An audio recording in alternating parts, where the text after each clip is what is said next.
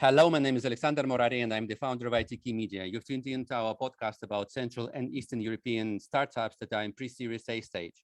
And our guest today is Alvar Lumberg, the co-founder of Grünfin, should I say in German accent. Grünfin is a sustainable investing platform for people who care about their impact. So much for the intro about the company. Tere hommikust. Tere õhtust, Alex. Yes, I will pretend I understand what we just exchanged right now. Hope nothing taboo or should be off the record. Alvar, here's the thing.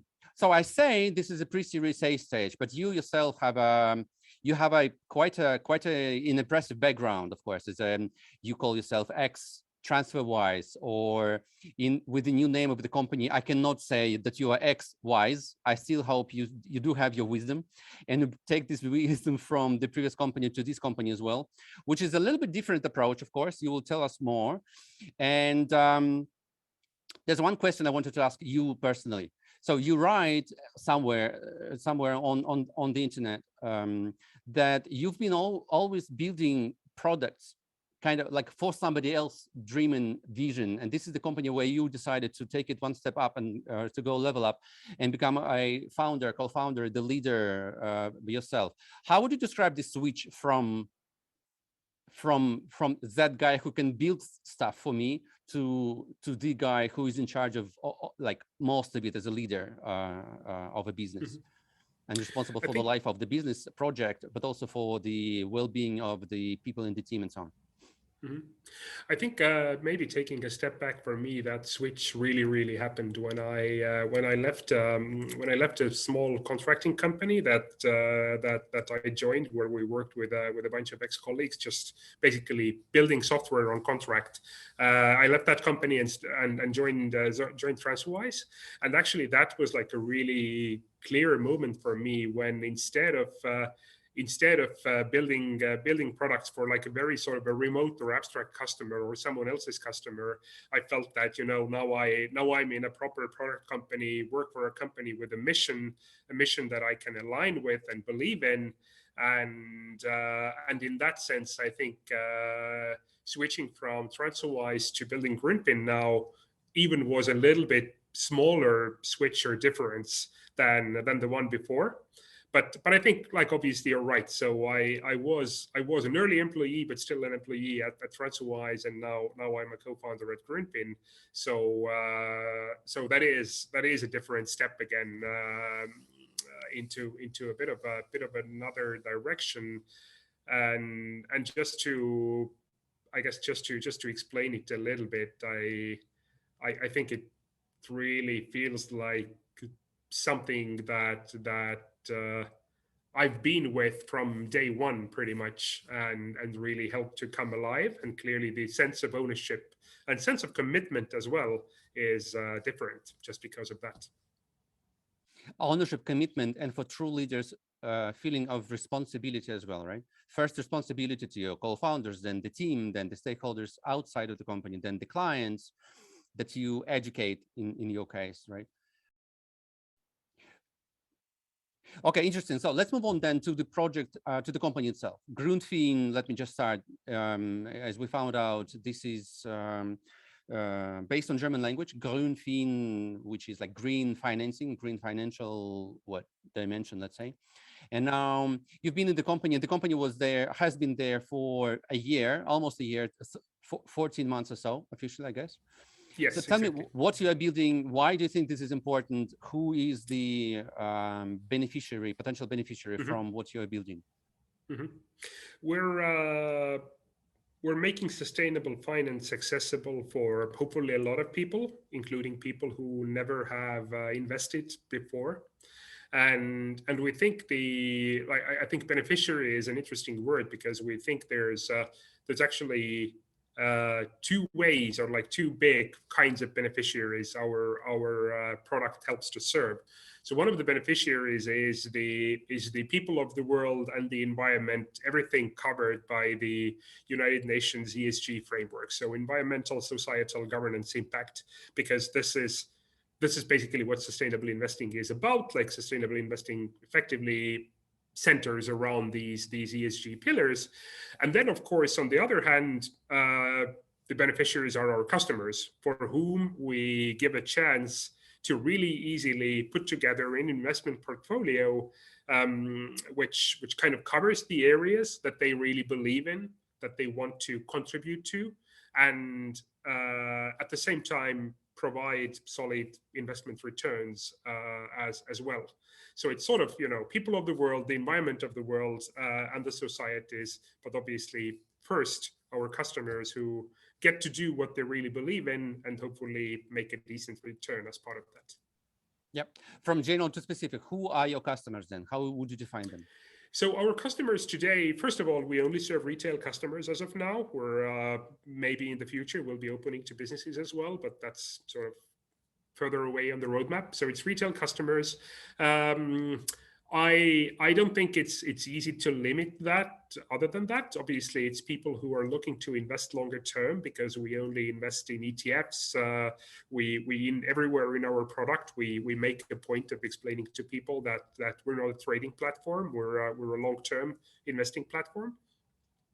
And finally, people for whom we think we really make sense are then the younger generation, parents. We have a lot of parent customers starting funds for their children.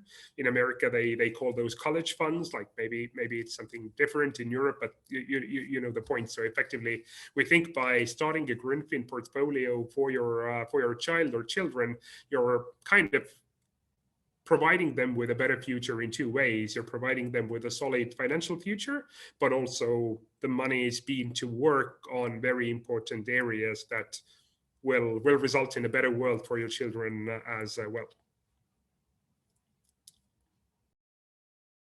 Let's go deeper. What are the potential investment targets? And you said by retail, just to explain people, so that's like physical persons, right? Yes.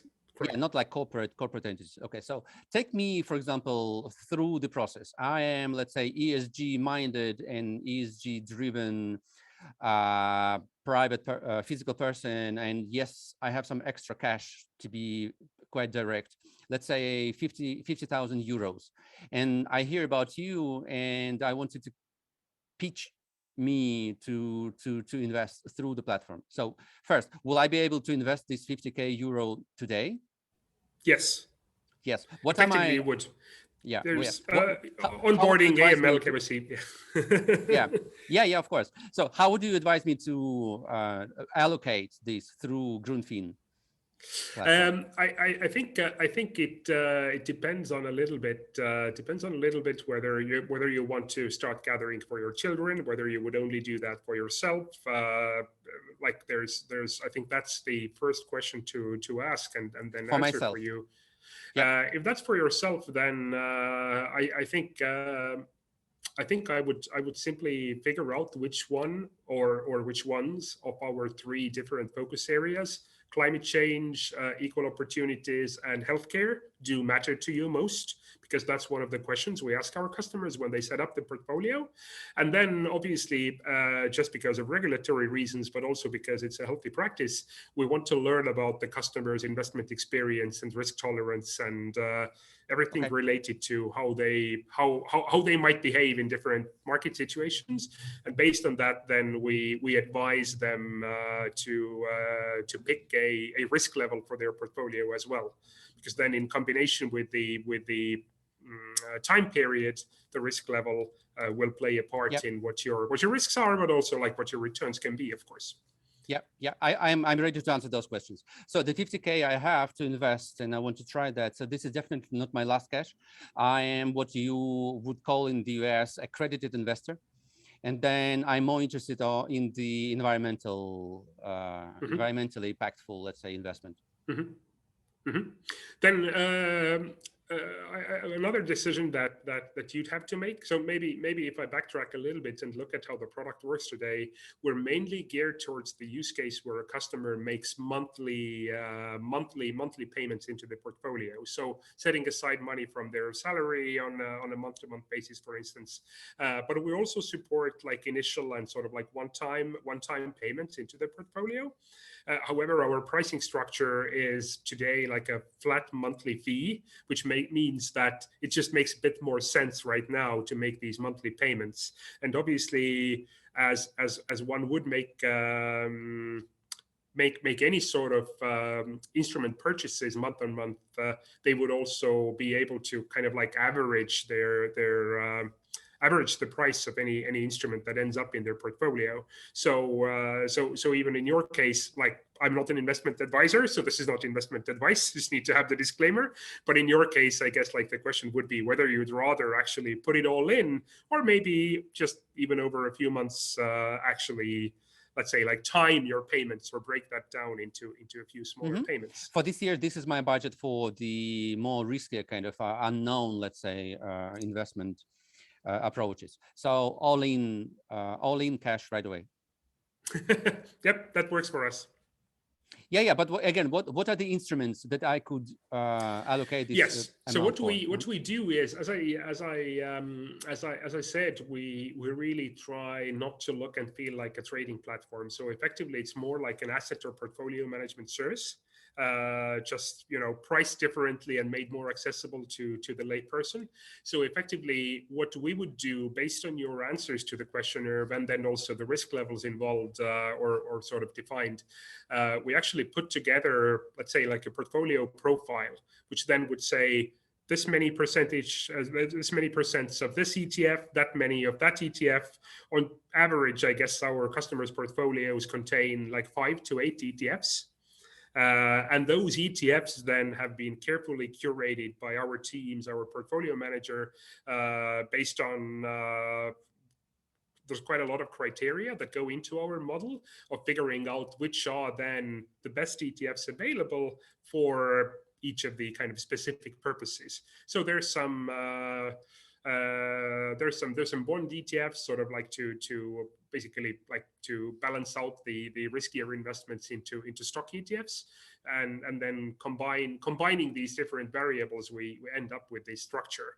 And then effectively, as you make your payments into your portfolio, whether that's one time or on a monthly basis, based on this like percentage split, we would effectively making the purchases and putting the assets into your portfolio. Burning to ask question from the next round about the competition. For now, let us then move on to the business dimension. How many clients right now you have, retail investors?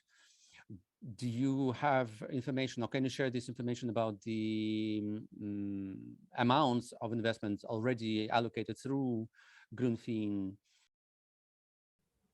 Yeah, I think for both of these numbers, I have to be pretty vague. But let's be honest, we also only launched about a bit more than a month ago, so the numbers aren't huge, of course. We haven't done a lot of marketing yet, other than our initial like PR push. So actually, we're quite happy with where we are. But clearly, now only starts the true work of educating our customers, explaining our value proposition, and in many ways, like as your listeners might appreciate, like we're really starting to look at finding the proper product market fit, to understanding like what exactly is the meeting point of our product and then the customer's needs. So yeah, we're in very early stages. So in that regard, the numbers aren't big anyway, but we think they could be. I mean, come on, you have been already in previous companies where every big journey started with the first step. I mean, nothing to be ashamed of. I didn't expect to hear these kind of justifications from you, of all the people. You know, you come from European Silicon Valley, and you've been with one of the biggest, like biggest, but also quickest in growth fintech out there. What about jurisdictions and regulatory kind of coverage? Are you now focusing on specific markets, or are you now able to operate cross border? So the good thing about the EU is that it's actually pretty easy for a financial service to operate cross-border, right? So we are licensed in Estonia by the Estonian regulator. We are fully licensed as an investment firm. We're very proud of it because many companies like ourselves start with a middleman or start with some sort of like a white label license, and of course that's maybe a quicker way to the market, but on the other hand also definitely impacts the cost structure because you still need to pay for the license, and we're really happy for having a strong team in place who's been able to get the license but also like operate it and run it. Now, regarding the next steps, then yes, now the next step for us would be to, as we're on the market right now, we are looking for this sort of next step of licensing, which is effectively getting the approval to offer our services across the EU, and that's probably coming quite soon. So we really look forward to opening up for other countries and other people. Right now, truth be told, if let's say somebody from Poland, or we already have customers from some other countries as well, other than Estonia, if they find out about us, then there's other regulation in Europe which says there's really no reason for us to not serve them. So we already can do that. But regarding the active go-to-market, then yes, we're waiting for that one small step still, but pending pretty soon. So looking forward to our next phase, which is pan-European. I don't know the exact definition of the investment firm in Estonia that you have license for, but would this be close to asset management company or asset management business model, like those moguls or these giants like BlackRock, like Vanguard, Fidelity, and all these? So what you're trying to sum it up a little bit, what you're trying to create is a what ESG driven or ESG focused asset management company, and to manage basically to accumulate assets that you will then manage on behalf of your retail for now, and then you will bring it up to more corporate kind of accounts, right? Yes, well, we're not sure when exactly is that going to happen, just because the retail opportunity itself is already quite huge. But Yeah. in a nutshell, I think you framed it quite well. However, the way you put it, I don't think it addresses the opportunities in that field. And when I say opportunities, I actually mean problems. And when I say problems, I mean most people have heard of greenwashing. Most people have heard of companies sort of looking green and through PR painting a better picture of themselves than they're worth. And we think if we truly are to be able to fulfill our promise to our customers, what we also need to do is actually prove that where our customers' money is invested really is aligned with their values, that these really are like instruments that change the world for the better in the long run. And we rely on recent regulation by the European Union. It's a country called, the full name, it's SFDR is what you can Google it by. So effectively, SFDR outlines 3 categories for any investment instrument available in EU. So there's basically, I'll go into a bit of details now, but effectively there's 3 articles in that regulation. There's Article 6, which covers instruments that really don't care at all about any sustainability metrics, any sustainability goals. There's Article 8, basically, which can be in more simple terms called the do no harm category. So effectively, it's kind of, we tick all the boxes as a company or as a fund. We sort of, stay under the radar. Nobody's, there's no firearms, there's no tobacco, there's no arms dealing or something, and also no brown fuel investments. Exactly. And then finally, there's Article 9, which is the most interesting category for us and should be for any sustainability-minded investor, which is then the impact category, which then covers the funds and instruments the funds and instruments that actually aim to have a positive impact whether that's reducing CO2, whether that's promoting female education in the world, or promoting female leadership, for instance, or anything along these lines. But like, you're actually supposed to have an impact. And we've already taken a stance that as far as possible, we would only be offering these Article 9 instruments. There's just not too many available right now on the market, which means that if you pick healthcare or gender diversity as a focus area in Grünfin, you might get like some Article 8 funds as well, just because that's the best we can do. But I think it's really important to note, because part of the problem is that there's been research made and surveys ran that more than 80% of people would actually like to invest sustainably. However, only about 30% at least like claim that they're doing so. And part of the problem clearly is that people just do not know how to. There's greenwashing, there's this huge forest of instruments that all kind of seem to be rated somehow on the ESG scale, et cetera, et cetera. So we actually really want to make that more simple and understandable for our customers. And if we succeed in that, I think then Grünfin actually is on its way to fulfill its mission.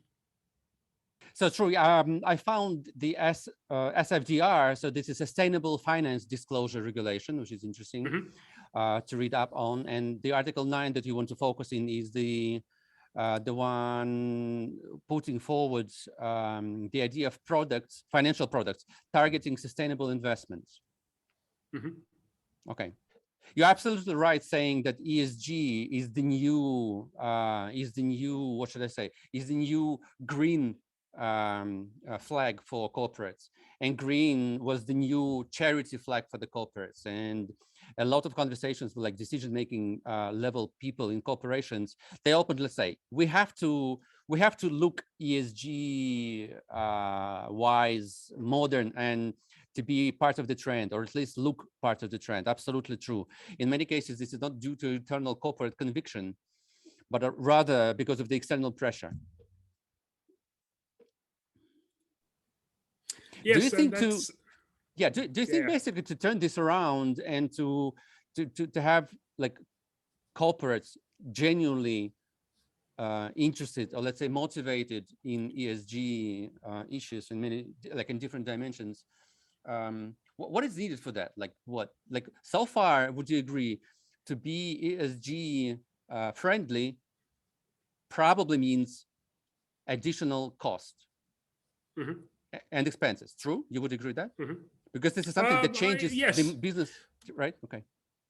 Yeah, no, I'll just add to that real quick that it's I think, if you literally look at the bottom line today, then that might be true.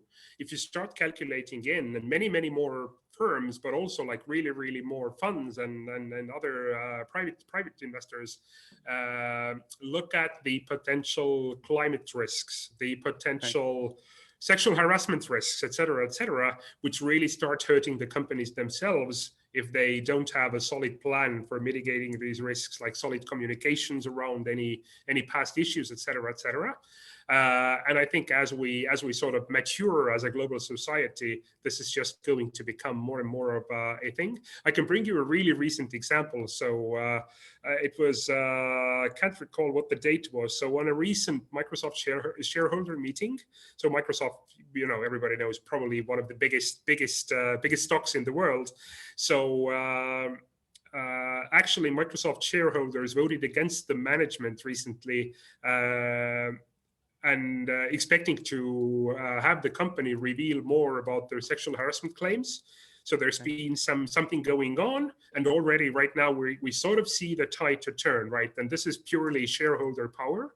So by investing in these more sustainable funds, or some funds focusing on sustainable investments, that's kind of where the money flows. And then investment firms like Grünfin themselves, we also need to take part in these shareholder votes wherever we have the right. So we have to take a stance for our customers, basically, which clearly, like, we will be, we know where our values are and what our customers believe in. So this is the way how this change really is going to happen, I guess.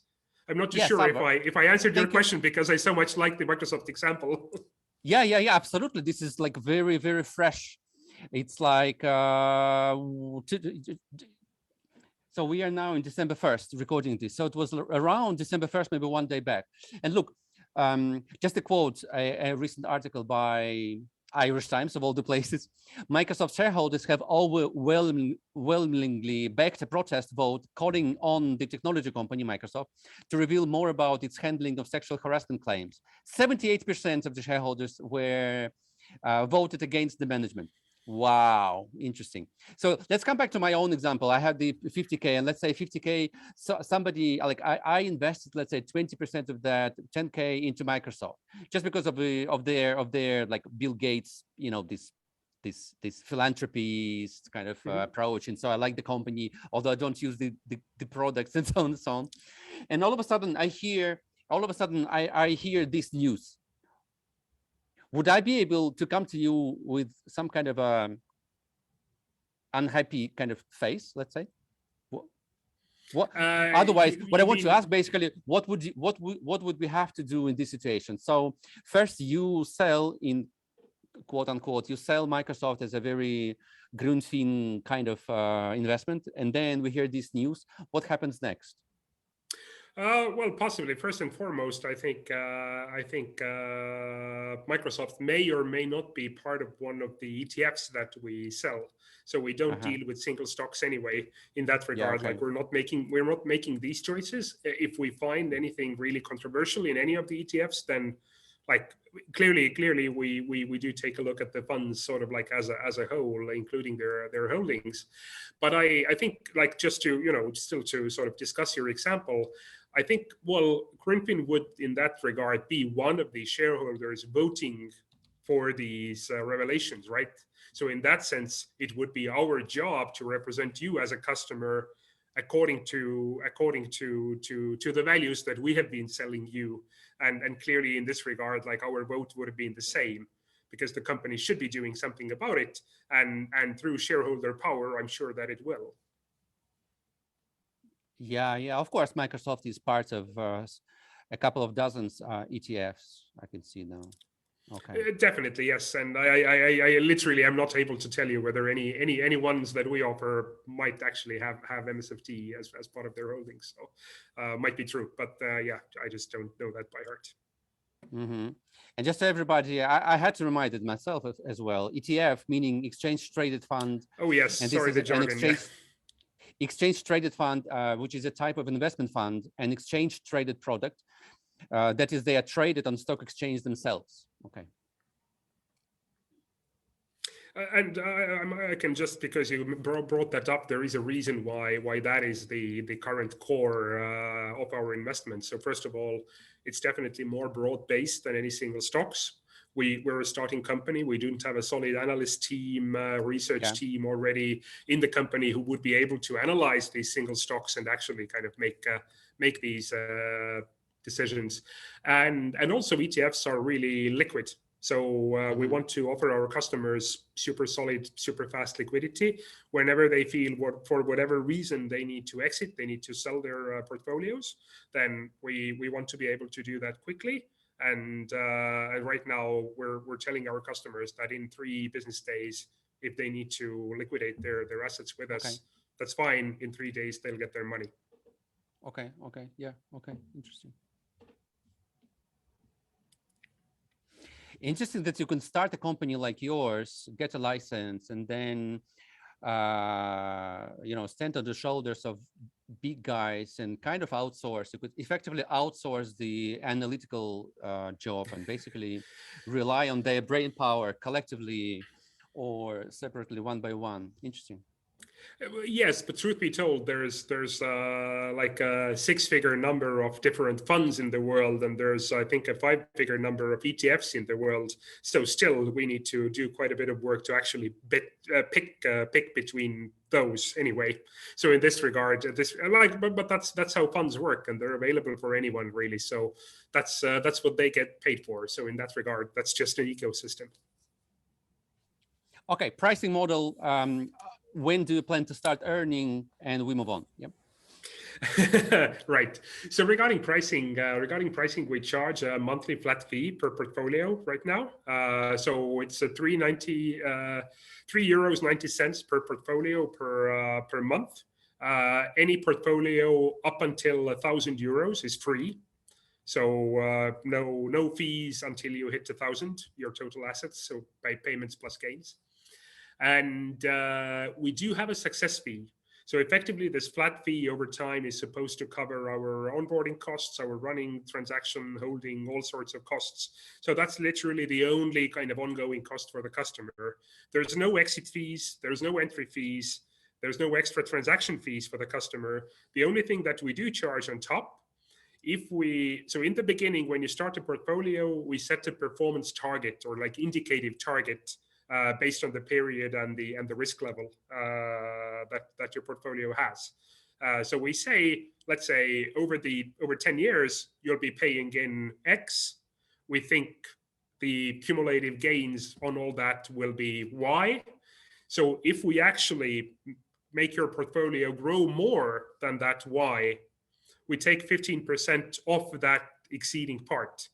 So if we bring you like an extra 10,000, we would take 1,500 of that amount.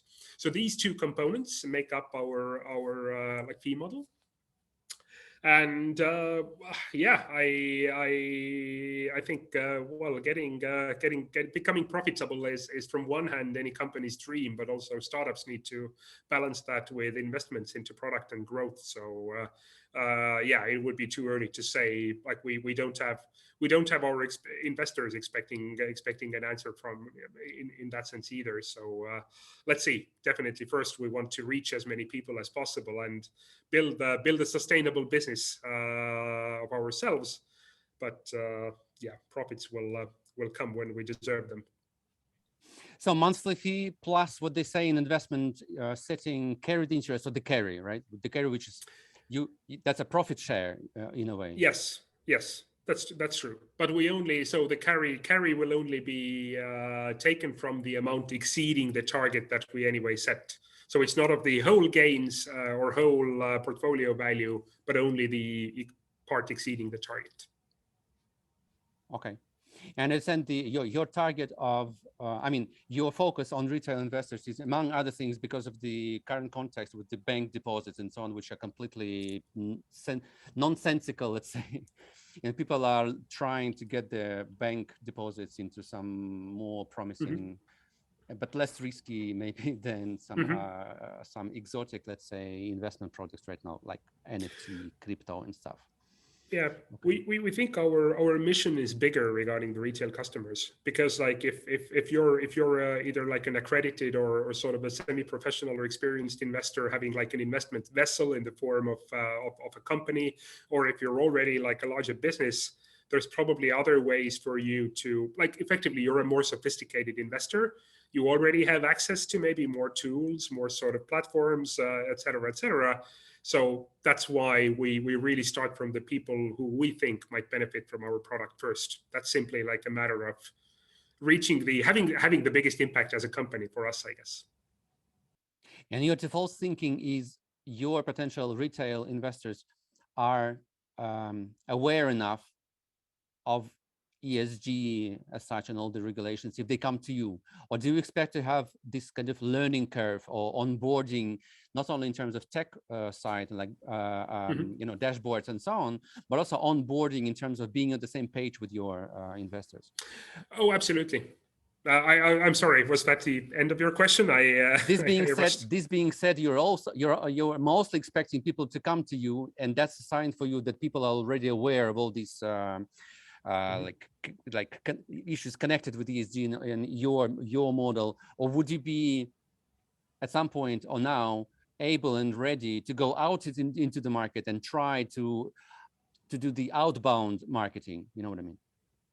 Yes, absolutely. I definitely think there's a quite a long education journey ahead of us. I think so if we look at the different types of private people who are not currently investing into sustainable instruments. There's probably a few different slices, all of whom we should address, but they need different levels of education, encouragement, different types of tools and information. And when I say slices, so let's look at what those could be. One is people already investing in the stock market, looking for maybe like more diversified and also kind of like more values-based place for their money. And when I say values-based, that's exactly that, sort of like curating the really, really green and sustainable instruments, which is something that we're doing. But on the other side of the spectrum, there also might be people who don't really invest at all. Maybe they save a bit of money on a monthly basis just on their current account, which is nonsense, as you said. But then when their kids would turn 18 or 21, they'd really feel sorry for not building up a fund. And this is also the kind of people that we really want to speak to, because we think our product already is and will be even more easy to use and accessible and understandable for them and their use case. And obviously these different kind of types of people or different personas need different types of educating, and that's a big part of the work that we will need to be doing. But like at the same time, you know, we can then start also using this insight in our marketing. So clearly marketing needs to work differently for these different segments as well. So the ideal scenario might be that you attract sophisticated retail investors already experienced, who are open to, let's say, honest, like experimenting a little bit, and they get convinced, and then you have your kind of evangelists or champions that then spread the word around among their like respective communities or teams. So it's interesting. So definitely, we believe that word of mouth in that sense, or even like influencers or finfluencers is what we call the financial influencers. So influencers, so that's interesting. Thank you. Never heard before. So Influencers. Influencers and general word of mouth, I think, can be really strong growth levers. We need to kind of spark them and support them and kind of get them going, of course. But I think the influencers and influencers, they don't need to necessarily be sophisticated investors already. I think they can also be well-known parents who have started funds and who are thought leaders in their communities.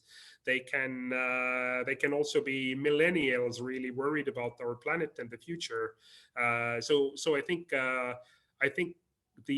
one of the most important messages that we have for people who care about sustainability and sustainable development overall is that investing your money right can have, depends on the market, but can have like a 3-fold to even 20-fold environmental impact, for instance, over making personal individual lifestyle choices.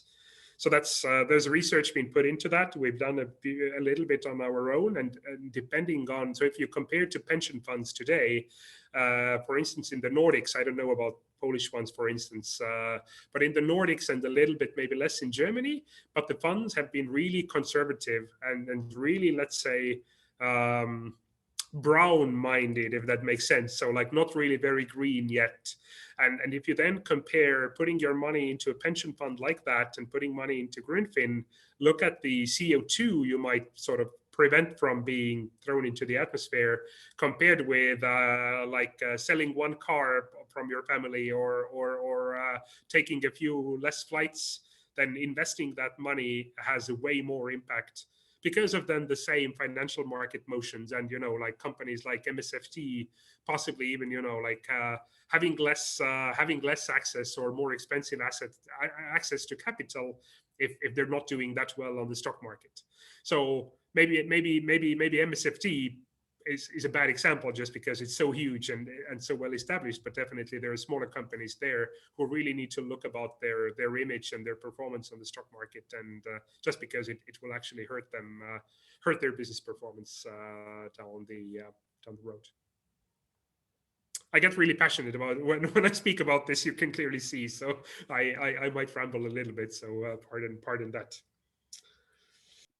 Let me just tickle a little bit more your passion. I had on LinkedIn a kind of an experiment as well, but I'm really convinced in this as well. So the ESG that everybody speaks about, I think, lacks one element, which is innovation. And so imagine if everybody would focus not just on ESG, but also ESGI, where I is both the standalone kind of non-core corporate function or mission statement, like a dimension, let's say, but also the enabler to the first three.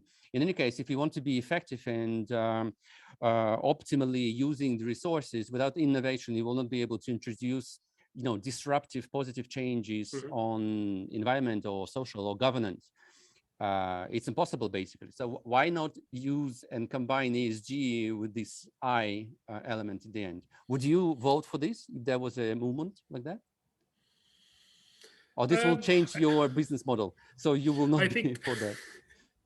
I think so. Yes and no. I personally am a firm believer in innovation, and I do think it, as you actually already said, right? We will need innovation in many regards to bring on this better future. But I think speaking about the Grünfin mission and also the ESG mission, I think it's very important to note the principle of doing no harm effectively. And I don't think innovation by itself really captures that. So I think innovation is, for me, maybe like innovation is more of a tool than a value. I as a technology guy, like I definitely believe in innovation, and I think sort of that's the only way forward. But I maybe wouldn't necessarily push it together with ESG. That's a subjective opinion, really. Not even from the Grünfin perspective so much, but I also think from the company perspective, we're about values-based investment, and I think putting innovation on the side might be diluting that a little bit. So I think it would be harder to explain our customers what exactly they're getting. Fair enough. Fair enough. And by value-driven, you want to say what, like impactful as well, right? Yes, exactly. But first and foremost, values driven. That if I believe in a greener planet, if I believe in access to healthcare, if I believe in equal opportunities for all, then I also want to make sure that if I put money somewhere, that is actually going to work towards the future I want to see. And I think many people just disregard that notion. So have been disregarding that just because they don't have the transparency or visibility, and creating that visibility and insight for any single person is really, really rough. It's just very hard. And up until so far, like the Article 6s and 8s and 9s, there actually hasn't been a good framework even to do your research or do your homework in. So I think that's the sense why why I think this sort of values-based investing is this key word. And obviously, values is nice, but to actually make a change, we need impact as well. Yeah. Okay. It's like value-driven as the way and impact focused as the potential outcome. So these are like parts of the same road, of the same. So if the values are, let's say, if the values are the metrics, then impact is actually a positive change along these metrics. Interesting. So now we mirrored both. Interesting. Alvar, with this, let's move on to second round competitors and competitive landscape. Who would you say are your most respected competitors, or the ones that you look up to, or the ones that you would be happy to meet on the ring and have a good imagined boxing round? Yeah, I think I even wouldn't start naming them, just because there's obviously so many. I would rather kind of illustrate the few types of competitors. So definitely all, like any investment product your bank offers you as a private person is a competitor, just because. And a solid, strong competitor, just because they're the closest to your money already. They sort of know you, they know your profile, they're able to sell you like just the right stuff. However, it's not really values-based. And more often than not, it also ends up costing you quite a bit, just because like, and this brings me to the kind of next category really, is any product, any product offering a like a volume-based pricing.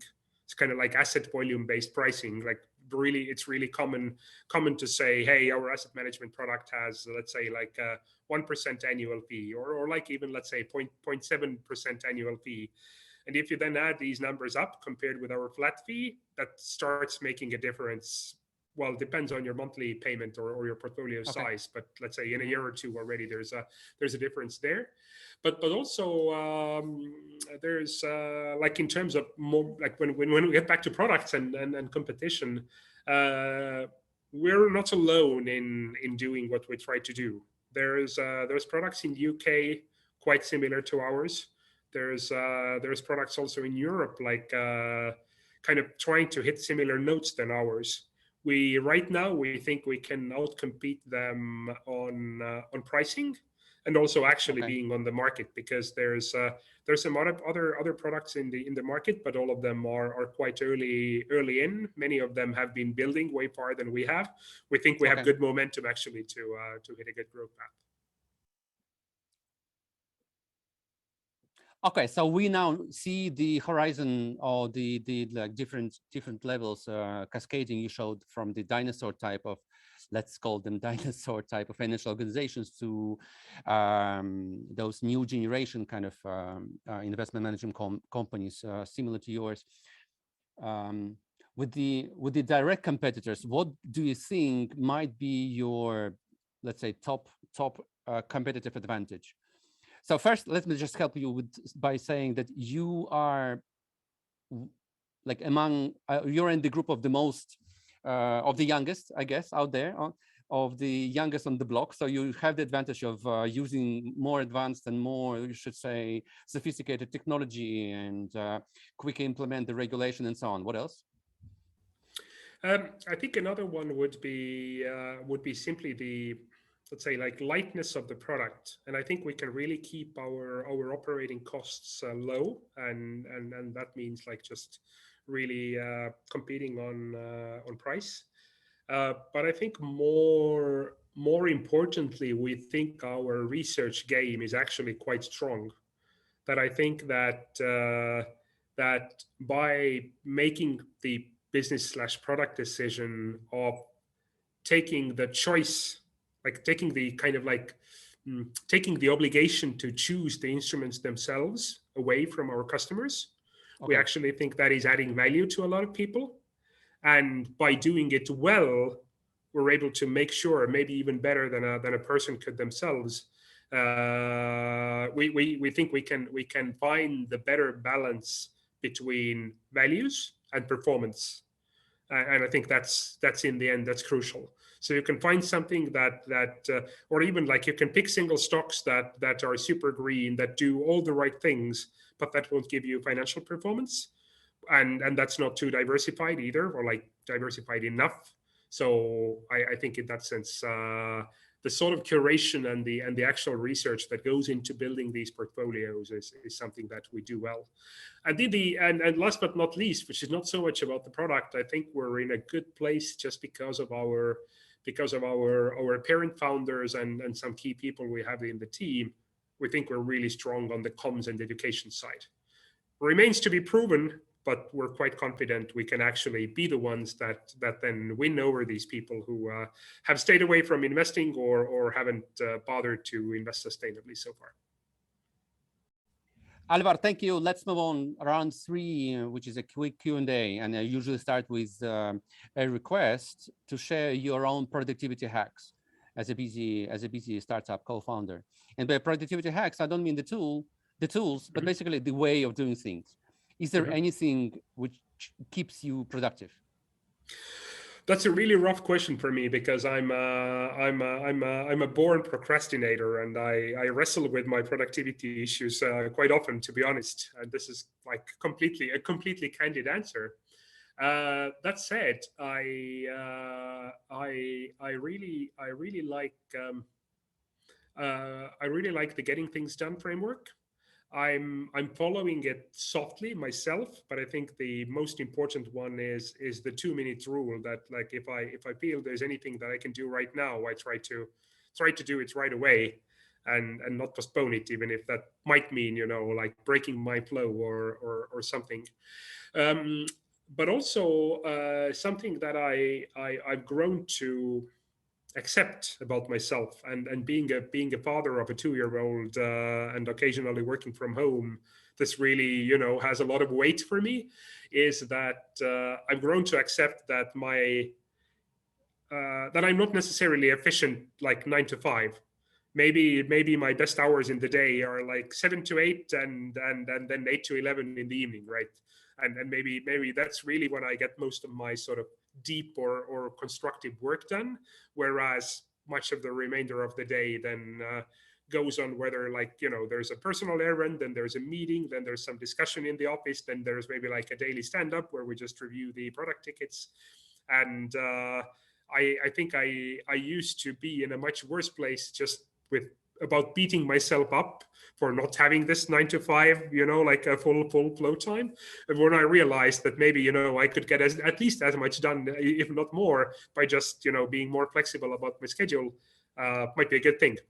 So there's that as well. Just but like recognizing what works for anyone personally is obviously not trivial. So I guess it takes time, but also sort of listening to oneself.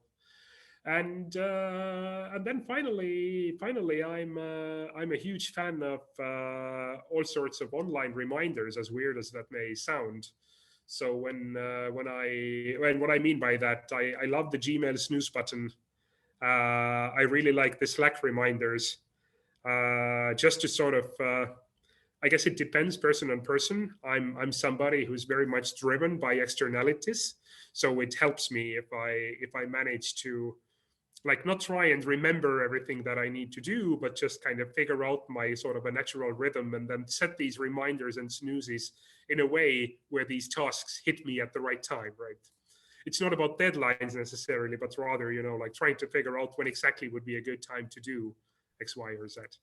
Yeah, I don't have a prepared list, so it was kind of like a off the hip shot regarding productivity hacks. But thanks for the question. It was interesting for myself. Those off the hip shots hit the right targets, definitely. So an interesting combination: born procrastinator, and then your inborn kind of let's say like a bug for some became a feature for you, and a feature by choice, not only by birth. I understand. And I had one follow-up question. So those Gmail snooze button, do you snooze message by message, categorizing, or let's say grouping the messages of one type per time? So for example, what I'm trying to do is, so I have you know, subscriptions to some interesting, let's say what is it, like newsletters and updates and so on, like The Hustle, for instance. I just discovered a couple of months back, and I love almost all they do. Of course something from this guys at Crunchbase. No, wait, what's that? CB Insights, right? That's the platform. That's amazing, of course. And so what I do usually when I get those newsletters, I then group them Saturday 8 a.m. Just the time I come back from like running or fitness and so on. I have like half an hour or so. So this is like newsletters are Saturday 8 a.m.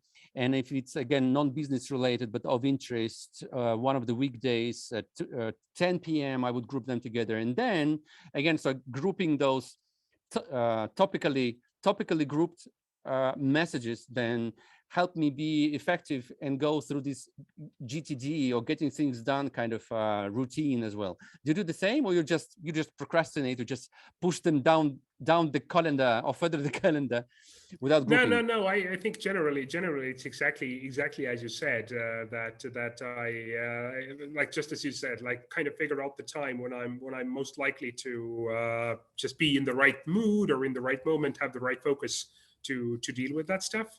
I do some angel investing on the side. So for instance, like any letters regarding that, I usually just send back to the evening, just to get them off my mind and not carry those around during the work hours, let's say. And similarly regarding office bits, like whenever there's something that requires my input that I really have to think about, I might send those to like the next morning early. So when I get in, I sort of, I process it in my subconscious, and when I get in early in the next morning, I sort of, have or already have the answer, something along these lines. Interesting. So a couple of hats there you have always by your side. Young, I mean, should I say young parents, right? Young True. parent, angel investor, startup co-founder,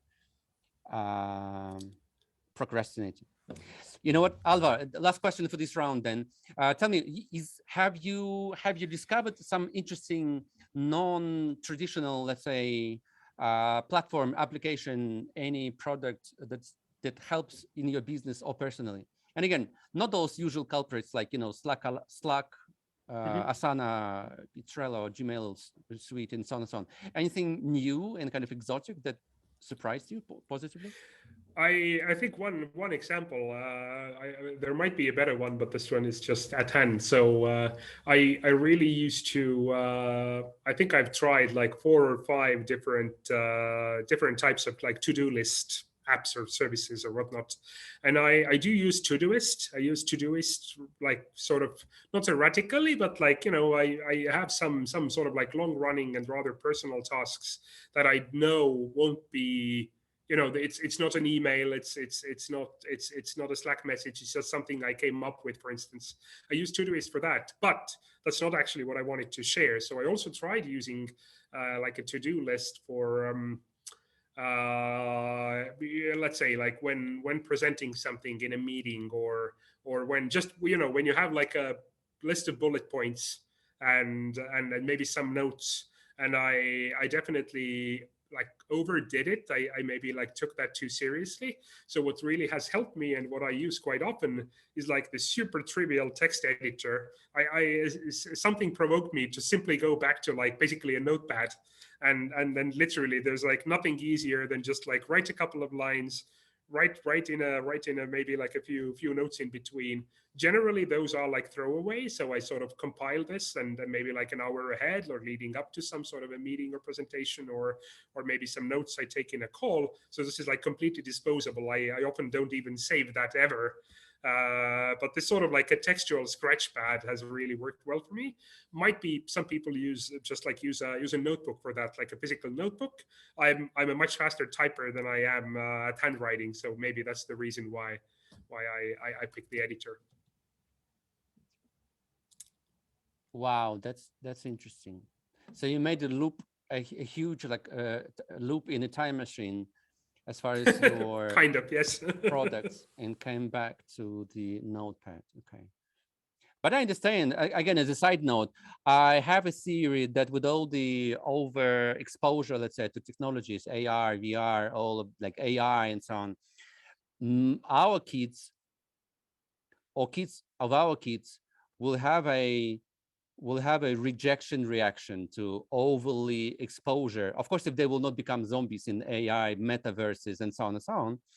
But there might be a time in the future where there will be an opposition to this, like, pixel driven realities, let's say, and people will probably start to use less of those small screens or big screens in their lives.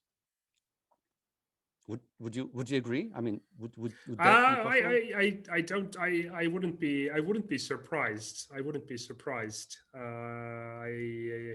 I guess just like you said, I think there's also the chance that everyone will be just sort of plugged in all the time with some sort of a weird headset, right? So who knows how that goes? But I do think like I have 2 older kids as well. They're like 16 and 19 now, actually. So I see from them, yeah, they do love their phones, but they do appreciate the outdoors and real life friends as well. So all is not lost. How did you manage to keep them more human, less cyber, should I say? I don't know. Maybe it's like a more generally Eastern European thing, but I don't think that's even true. That like in Estonia, it's simply so common to spend time in the nature, and you know, sort of you are in touch with the reality. But also, I guess I think it might be harder for people for whom social interaction comes harder for whatever reason. I think for my children, maybe it's just been easy enough that they, you know, I see. they've enjoyed it simply already, you know, from when they were really small. Yeah, yeah. My kids are 6, 10, and 18 something. And so 6 and 10 never play games. 6 and 10 have very rare kind of phone experience. And I curate TikTok content, to be honest, and show them something ingenious, engineer type, or like scientific experiments. And that helps, and they are kind of dependent now on this. And I see reaction. I mean, I see the influence on their everyday kind of interaction with life, with people, I mean with reality, people, things, and so on, like those TikTok shortcuts into creative thinking. And again, I curate this content, right? And I show only curated stuff to kids, and we do like 10-15 minute sessions of watching TikTok movies, clips, and then I can see ROI of that in real life. So again, parents influence, right, should be there. So I guess your kids also are kind of a derivative of your own let's say role model, right? Yeah, I guess that's true. Yeah. Okay, Alvar, let's move on to the next round 4, the company. So tell us a little bit the company, when it was started, why it was started, by the way, and let's start with the founder team. Yeah, so absolutely, would love to. So truth be told, our two founder ladies, Karin Nemec and Trine Hertman, were the two sort of real first founders. So they've been discussing and mulling over and kind of formulating this idea for a good while before we actually got incorporated a bit more than a year ago. But then sometime summer last year, they invited me over because they also needed someone to think about the tech, and we really started in earnest to sort of look at how would we build it, and what would be sort of the initial like launch roadmap, and what would need to happen. So early October last year, we then actually got incorporated as a company. And effectively from that time, then, well, the three of us full time from then, we had a lawyer join soon after, and the developer of early December. And yeah, it all just sort of went from there. So that's kind of the brief founding story in a way. So everything else have already been regulation and product building.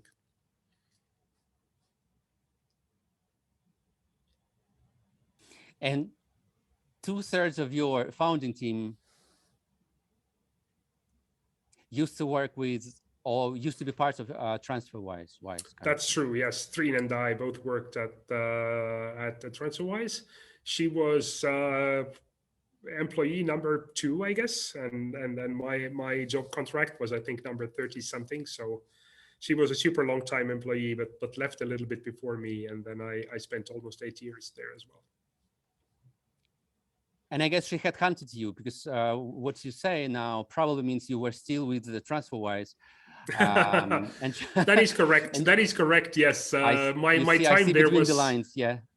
True. My time there was coming to an end anyway. Like it's just companies change as they grow, not for the worse necessarily, but simply more people, different processes, etc. So I already had started feeling the time has come, and she approached me at about the same time and invited me to join their efforts with Grünfin. So indeed she did headhunt me. We already were good friends and worked on some projects together back at TransferWise. So in that sense, we were already close friends before. Yeah. Okay. So you see, that's a short workshop on diplomatic answers to difficult questions to CTO co-founders, founders out there. Well, what about the rest of the team? How many people you are right now? I even may be mistaken. I think we're at 12 full time, or if not yet, then I think the 12th person will join.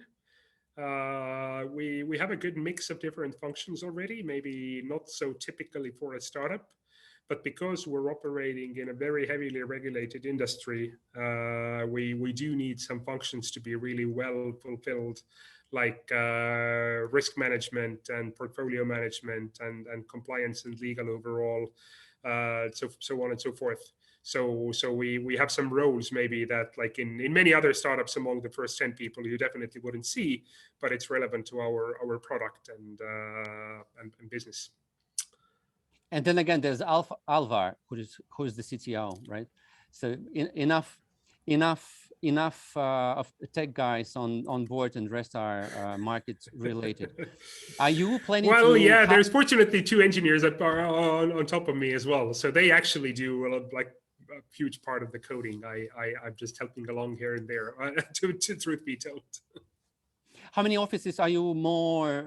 Are you planning to grow the team more remote based or office based? So we're really looking to focus on Central Europe as part of our like proper go-to-market push, as soon as we have the regulatory approval for that. And Karin is in Germany anyway, so we might be opening a German office. Other than that, we have no desire just to start offices for an office sake, because we don't necessarily need a physical footprint to serve a market, right? So in that sense, I think it will mostly be talent driven as long as we remain in the EU, just because the regulation supports passporting, kind of like virtually offering services. Yeah. What are your hiring plans for, let's say, until the end of 2022, if it's not too far away? No, it's not too far away. It really I guess I won't be surprising anyone. So we want to grow the engineering team, just because the product, like, there will be more features, more customers, more localizations, more integrations. We also let's say if we will need to scale up our customer support and operations teams as well, like together with the volumes. As they grow, that's sort of flexible based on what we need to do, of course. And actually, I think that is sort of like a big part of the team growth. And then obviously, like towards PR and marketing, that requires people and work too. Especially, like if we want to do anything locally in any market, then obviously language speakers and local presence might help with that. So mostly sort of operational and product side, because we have these sort of the base covered, as I already said, like these key people we already have hired. For the engineering team, in a nutshell, what do you think, or what do you expect the recruitment process to be? In a general notes. Yeah, absolutely. So I think there's 2 important bits. It's a small team, so we have to expect a lot of independence and autonomy from people. So it doesn't necessarily mean one has to be a senior engineer, but it does imply a certain mindset, but also experience, right? Like it will be for a young team, it will be hard to take on a graduate employee and then effectively train them, just because there will be an overhead. And I really appreciate the companies who are larger and can do that. But for us, probably that would mean that at least sort of a medium level engineer is, you need to be on that level. I think we will be able to keep it lightweight and do like a one solid tech interview, and then also check for the sort of like a cultural and mission fit, because we want people working for the company really to understand the product and to believe in our mission as well, just because it helps them to be autonomous. That's a lesson we all learned from TransferWise, that hiring smart people and kind of letting them do their thing, as long as they buy into the mission of the company, is a very well scaling product decision engine. So we will likely be following the footsteps and expecting that sort of autonomy from our people, and then we need to look for that in the interviews. Clearly, it's easy to understand this theoretically. How would you check and verify the alignment with the company's ethos, and vision and mission in a, let's say, mid-senior tech guy? How would you do that? So I think maybe, so one thing is company mission. The other is like the company values that we have set out for for ourselves as well. And regarding the values, it's the key thing is to first of all at least get that's my experience, that you get the candidate to at least say what you want to hear, that at least they have internalized what you want. And then the next thing is obviously to also look for evidence and to ask about past scenarios in their career and actually understand whether they have actually manifested the values or principles that they claim to have in some real life examples.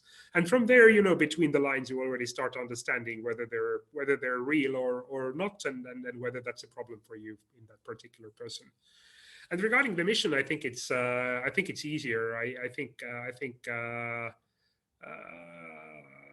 for us, it will be useful if any employee, but engineers among them have investing experience themselves, if they sort of know the main keywords, know how investments work, how markets work, and that are all things that we can test for. So competitors beware, should I say? Right? Definitely. Yeah. Okay. Okay, great, Raul. Alvar, let's move on. Round 5, last but not least, Formula F3. We call this funding for the future. So funding by now, correct me if I'm wrong, Grünfin has raised a total of 2 million euros by now in a recent seed round, which was mid-October. And among investors are Norsken VC, that's the lead investor, followed by or joined by Lemonade Stand, Super Angel, United Angels VC. Anybody I missed? Usually Estonian or Baltic, startups or Baltic countries, and they come also with the history of angel, or with the fleet of angels, great angels as well. Is this the same case? Yes, absolutely. So we had quite a few angels participate in our seed round as well. So we mostly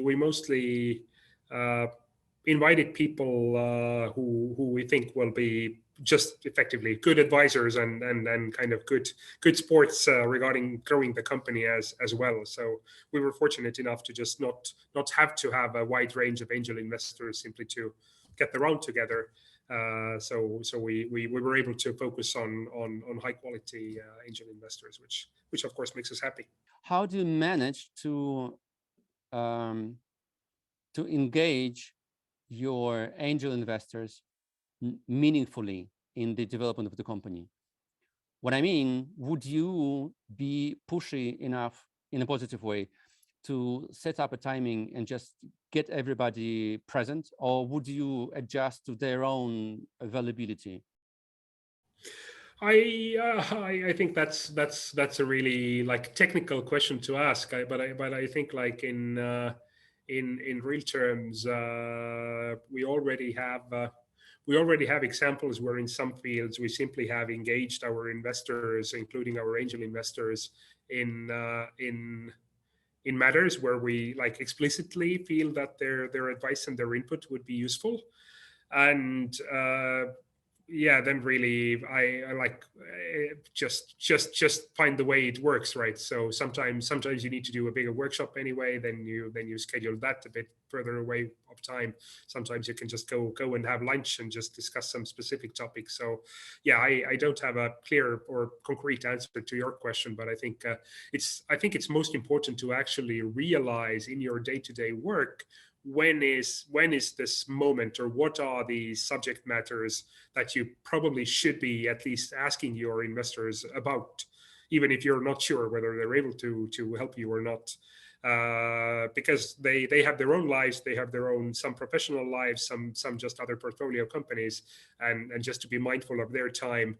Yes, you do need to balance that out and just not to get on their nerves, but on the other hand, of course, you also want to make sure that they're not surprised, or they're not there like a year after you've had this really thorny issue, asking you like, why didn't you come to me? So it's about finding this balance, and probably it's rather art than science. But I guess whenever you're not confident about an answer, then and then it helps to have like a good advisory board, or like a good investor board to go to, just because for every main main area of the business, you'll have somebody to turn to with advice or for advice.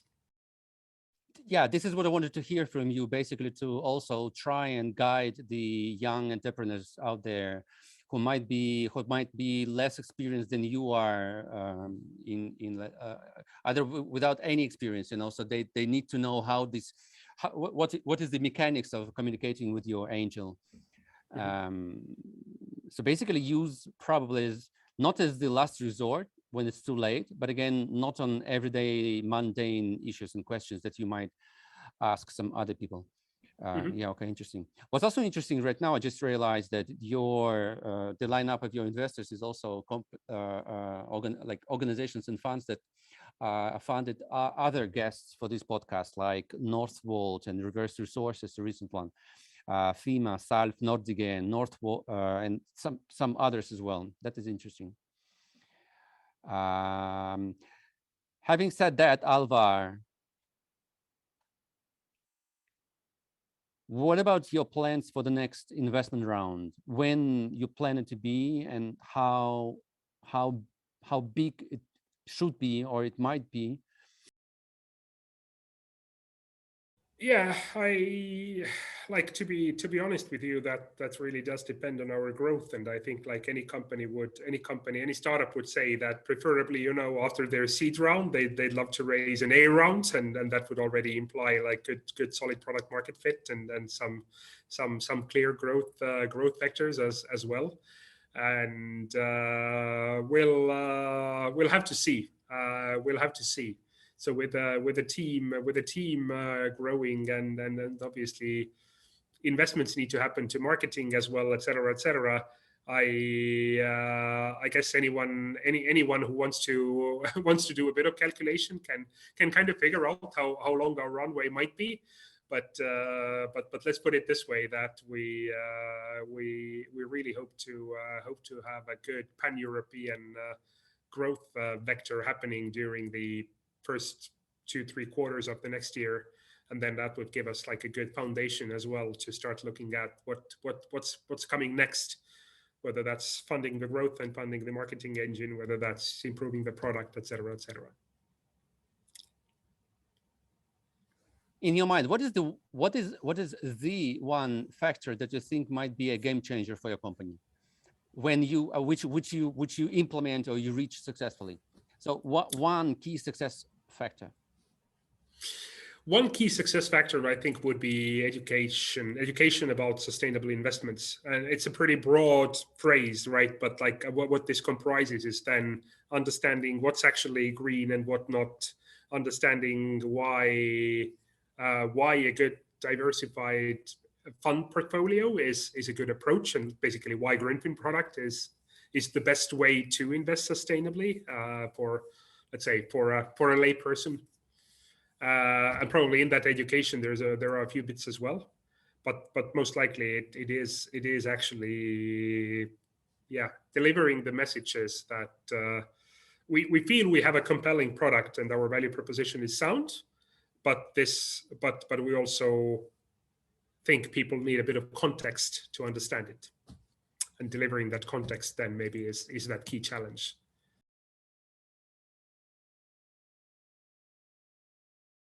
Which probably means you should target, and I guess you are, the equivalence of some kind of like associations of individual investors, right?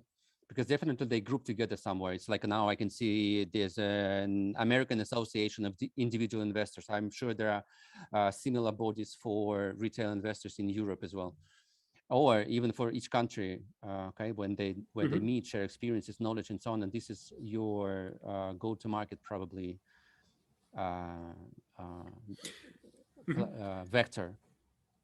That's very true, and that's also definitely something for us to look into in detail. And as you said, like in any market that we go to, because the model we feel is that we do want to speak to every individual customer on sort of like an emotional level, that we want them to feel right about using Grünfin. But it's not enough, especially if you're doing a financial product, it's not enough to just feel right. There's also like rational, pragmatic arguments.